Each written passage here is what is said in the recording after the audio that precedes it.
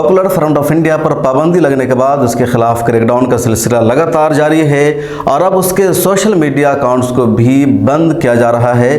कल यानी 28 सितंबर को वज़ारत दाखिला ने नोटिस जारी करके पॉपुलर फ्रंट ऑफ इंडिया और उससे मुताल्लिक 8 तंजीमों पर 5 सालों के लिए पाबंदी लगा दी। कहा जा रहा है कि आने वाले पार्लियामेंट के इजलास में भी इस पर बहस होगी और हमेशा के लिए कलअदम करार देने की तजवीज़ पास की जा सकती है। इस बीच अब यह खबर आ रही है कि पॉपुलर फ्रंट ऑफ इंडिया के जितने सोशल मीडिया अकाउंट्स थे उनको भी बंद किया जा रहा है। फेसबुक, ट्विटर, यूट्यूब या दूसरे जगहों पर जहां पॉपुलर फ्रंट ऑफ इंडिया का ऑफिशियल अकाउंट्स था, पॉपुलर फ्रंट ऑफ इंडिया की स्टेट यूनिट का अकाउंट था, उनके ज़िली यूनिट्स का अकाउंट था या उनकी सिस्टर ऑर्गेनाइजेशन का अकाउंट्स था, उन सब को ब्लॉक किया जा रहा है, उन सबको बंद किया जा रहा है। तो एक दूसरी बुरी खबर है। इस बीच पॉपुलर फ्रंट ऑफ इंडिया के ताल्लुक से एक और बुरी खबर आई है और वो है कि केरला हाई कोर्ट ने पॉपुलर फ्रंट ऑफ इंडिया पर 5 करोड़ रुपए का जुर्माना आयद कर दिया है।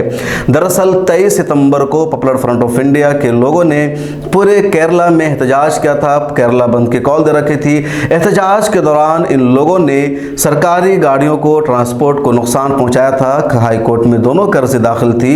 PFI के लोगों ने अर्जी दाखिल की थी कि उनके खिलाफ जो रेड मारी गई है वो इलीगल है, गलत है, उनके लीडरों को गिरफ्तार किया गया है जिसको रिहा करना ज़रूरी है। दूसरी तरफ केरला की हुकूमत ने या ट्रांसपोर्ट महकमे ने हाई कोर्ट में अर्जी दाखिल की और कहा कि गाड़ियों को नुकसान पहुंचाया गया है और केरला हाई कोर्ट ने पॉपुलर फ्रंट ऑफ इंडिया के खिलाफ फैसला सुनाते हुए कहा कि एहतजाज करने का मतलब ये नहीं है कि अब सरकारी अमलाक को नुकसान पहुंचाएंगे। आपके पास तंजीम है, आपके पास कैडर है, आपके पास मेंबर्स से, आप एहतजाज कीजिए, मुजाहरा कीजिए। एहतजाज करने से कोई आपको नहीं रोक सकता है, लेकिन एहतजाज करने का मतलब ये नहीं है कि आप सरकारी अमलाक को नुकसान पहुंचाएंगे, आप गाड़ियों में तोड़फोड़ करेंगे, आप सड़कों को इस तरह जाम करेंगे कि दूसरे लोगों को, रास्ता चलने वालों को नुकसान हो, परेशानियां हो। और इस तरह जजेस ने तबसरा करते हुए पॉपुलर फ्रंट ऑफ इंडिया पर 5 करोड़ रुपए का जुर्माना देने का कहा है। दरअसल ट्रांसपोर्ट महकमा ने ही कहा था, अंदाजा लगाया था कि उनका जो कुछ नुकसान हुआ है उसकी मालियत कम से कम 5 करोड़ रुपए के बराबर है और इस रुपया को मानते हुए कोर्ट ने कहा कि देना पड़ेगा। ऐसे ये एक यूनिक फैसला है। हिंदुस्तान में बहुत सारे प्रोटेस्ट होते हैं, सरकारी अमलाक को नुकसान पहुंचाया जाता है, लेकिन कहीं भी प्रोटेस्ट करने वालों पर, मुजाहरा करने वालों पर उस तावान को या उस जुर्माना को अदा करने का ऑर्डर जारी नहीं किया जाता है।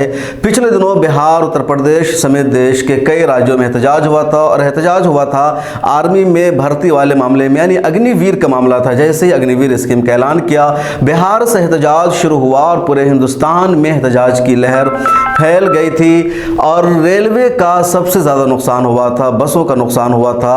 रेलवे के बारे में कहा जा रहा है कि 200 करोड़ से ज़्यादा का नुकसान हो गया था और ऐसे कई सारे महकमों में नुकसान हुआ था, लेकिन किसी भी अदालत ने यह नहीं कहा कि एहतजाज करने वालों को इस नुकसान की तलाफी करनी पड़ेगी। इससे पहले जाटों का कई मरतबा प्रोटेस्ट हुआ। जाटों ने रेलवे को उखाड़ दिया, ट्रैक को उखाड़ दिया, नुकसान पहुँचाया, करोड़ों का नुकसान किया, लेकिन तब भी जाटों से नहीं कहा गया, उनकी तंजीम से नहीं कहा गया कि आप इस नुकसान की तलाफी कीजिए। यहाँ केरला हाई कोर्ट ने पॉपुलर फ्रंट ऑफ इंडिया से कहा है कि आपको इस नुकसान की तलाफी करनी पड़ेगी। इस दौरान popular front of India ban हो चुकी है और जैसे ही कल वज़ारत दाखिला ने पॉपुलर फ्रंट ऑफ इंडिया को बैन करने का ऐलान किया, उसकी 8 तंजीमों को ममनू करार दे दिया। उसके कुछ ही देर बाद पॉपुलर फ्रंट ऑफ इंडिया के सेक्रेटरी अब्दुल सत्तार ने अपने यानी PFI के ही एक ऑफिशियल फेसबुक पेज पर एक ऐलान जारी किया और कहा, हुकूमत हिंद के इस ऐलान को हम तस्लीम करते हैं और इस फैसला की इताअत करते हुए पॉपुलर फ्रंट ऑफ इंडिया को डिसबैन किया जाता है, यानी तहलील किया जाता है। अब पॉपुलर फ्रंट ऑफ इंडिया नाम की कोई ऑर्गेनाइजेशन नहीं है। इसकी जितनी यूनिट्स है, इसकी जितनी ऑफिसेज हैं, सबको सीज किया जाता है और अब कोई भी पॉपुलर फ्रंट ऑफ इंडिया के मेंबर नहीं है, क्योंकि अब ये ऑर्गेनाइजेशन नहीं रही।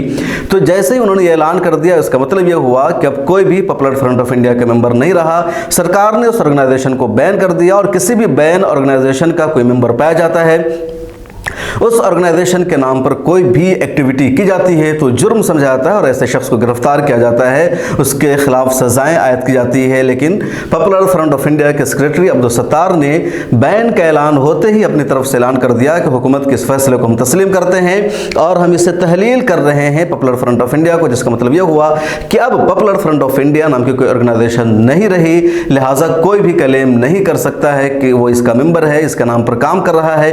अगर कोई भी PFI पीएफआई के नाम पर कोई एक्टिविटी करता है, कोई सरगर्मी अंजाम देता है तो उसका ज़ाती अमल होगा और पुलिस को उसके ताल्लुक से एक्शन लेने का हो। इस खबर में एक और खबर यह है कि जैसे ही अब्दुल सत्तार ने कल पीएफआई के ऑफिशियल फेसबुक पेज से ऐलान किया, पुलिस ने उनको गिरफ्तार कर लिया। पुलिस पहले से उनको तलाश कर रही थी, लेकिन वो पोस्ट थे, लेकिन जैसे फेसबुक पर उन्होंने ये लिखा, पुलिस ने उनको जाकर के गिरफ्तार कर लिया और जेल में भेज दिया।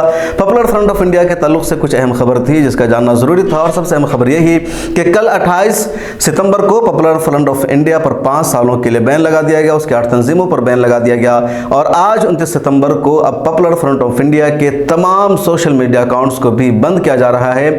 इसके अलावा पीएफआई के जो अहम लीडर्स हैं, उनके चेयरमैन हो, नायब चेयरमैन, सेक्रेटरी जनरल हो, मीडिया इंचार्ज हो, उन सब के अकाउंट्स को भी बैन किया जा रहा है, उन सब के सोशल मीडिया अकाउंट्स को भी रिमूव किया जा रहा है। इस बीच खबर यह आ रही है कि पॉपुलर फ्रंट ऑफ इंडिया के जो लोग हैं या जो उनकी एग्जीक्यूटिव काउंसिल है वो सुप्रीम कोर्ट ऑफ इंडिया जाने की तैयारी कर रहे हैं। लेकिन ये खबर कहाँ से आई है, मुझे सही सोर्स का पता नहीं है। टीवी के जरिए खबर आई है कि एग्जीक्यूटिव काउंसिल जो पीएफआई की है वो सुप्रीम कोर्ट जाने की तैयारी कर रही है। अगर सुप्रीम कोर्ट ये लोग जाते हैं तो सभी की नज़र रहेगी कि सुप्रीम कोर्ट में क्या होता है। इस बीच पॉपुलर फ्रंट ऑफ इंडिया पर पाबंदी का कुछ लोग वेलकम कर रहे हैं, कुछ लोग इसको विरोध में हैं, कुछ लोग पीएफआई के साथ आरएसएस, बजरंग दल और विश्व हिंदू परिषद जैसी तंजीमों पर भी पाबंदी की मांग कर रहे हैं। मेरे साथ इस वीडियो में इतना ही। सोशल मीडिया के सभी प्लेटफॉर्म पर मिलेट टाइम्स को सपोर्ट कीजिए। डिस्क्रिप्शन में लिंक मौजूद है, फाइनेंशियली सपोर्ट करना मत भूलिए। मिलेट टाइम्स को आपकी जरूरत है, हमारी आप माली मदद करें।